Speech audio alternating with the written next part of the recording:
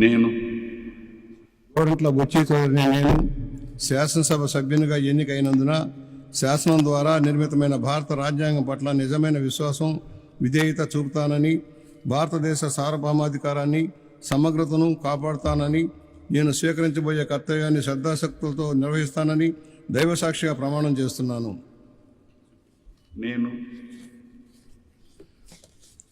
ఆంధ్రప్రదేశ్ శాసనసభ సభ్యుడినైన గోరంట్ల బుచ్చి చౌదరి అనే నేను సభ నియమాలకు కట్టుబడి ఉంటానని, వాటిని అనుసరిస్తానని, సభ మర్యాదలను పాటిస్తానని, సాంప్రదాయాలను గౌరవిస్తానని దైవసాక్షిగా ప్రమాణం చేస్తున్నాను.